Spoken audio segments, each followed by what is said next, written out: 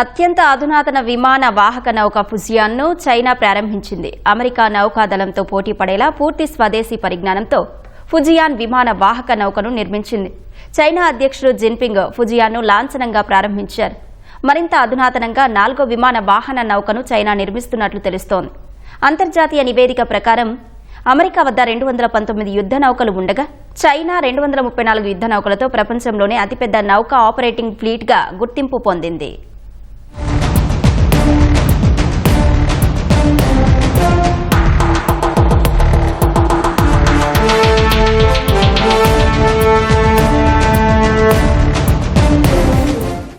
అమెరికాతో ఉద్రిక్తతలు కొనసాగుతున్న వేళ తన నౌకాదళాన్ని ఆధునికీకరించే చర్యలను చైనా వేగవంతం చేసింది. తాజాగా అమెరికా విమాన వాహక నౌక యుఎస్ఎస్ గెరాల్డ్ ఆర్ ఫోర్డులో వాడిన electromagnetic air craft launch system కలిగిన ఫుజియాన్ 3 విమాన వాహక నౌకను డ్రాగన్ ప్రారంభించింది. స్వదేశీ పరిజ్ఞానంతో తయారైన విమాన వాహక నౌక జల ప్రవేశం, జెండా బహూకరణ కార్యక్రమంలో చైనా అధ్యక్షుడు జిన్పింగ్ పాల్గొన్నారు. సన్యాస్ సిటీ ఓడరేవులో జరిగిన ఈ కార్యక్రమంలో పీపుల్స్ లిబరేషన్ ఆర్మీ, చైనా నౌకాదళం, విమాన వాహక నౌక యూనిట్ సహా 2000 మంది పాల్గొన్నారు. ఈ సందర్భంగా చైనా అధ్యక్షుడు జిన్పింగ్ ఫుజియాన్ కెప్టెన్ కు మిలిటరీ జెండాను బహూకరించారు. ఈ కార్యక్రమం తర్వాత జిన్పింగ్ విమాన వాహక నౌకను పరిశీలించారు. విమాన వాహక నౌక పనితీరు, దాని సామర్థ్యాలను నౌకాదళం అధికారులు ఆయనకు వివరించారు. యుద్ధ సామర్థ్యం పెంపు కోసం వృత్తిపరమైన నైపుణ్యాలు పెంచుకుంటూనే ఉండాలని విమాన వాహక నౌక సిబ్బందికి జిన్పింగ్ ఉద్బోధించారు.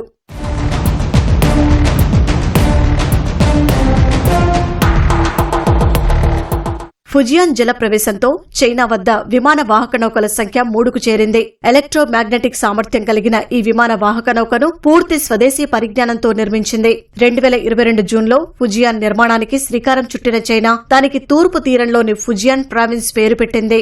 316 మీటర్ల పొడవు, 80,000 టన్నుల బరువు కలిగిన ఫుజియాన్ కు దాదాపు 50 విమానాలను మోసే సామర్థ్యం ఉంది. చైనా వద్ద ఉన్న 3వ అత్యంత అధునాతన యుద్ధనౌక ఫుజియాన్ లో విద్యుత్ అయస్కాంత ఆధారిత వ్యవస్థ ఎమాల్స్ ను వినియోగించారు. దీన్ని తైవాన్ జలసంధి లేదా వివాదాస్పద దక్షిణ చైనా సముద్ర ప్రాంతంలో మోహరించే అవకాశమున్నట్లు తెలుస్తోంది.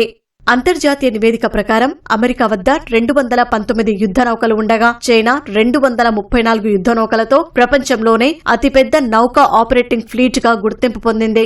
4వ విమాన వాహక నౌకను చైనా తయారు చేస్తున్నట్లు సమాచారం. అందులో ఎమాల్స్ సాంకేతికతతో పాటు అణు సామర్థ్యం కలిగి ఉండేలా బీజింగ్ ప్లాన్ చేస్తున్నట్లు తెలుస్తోంది.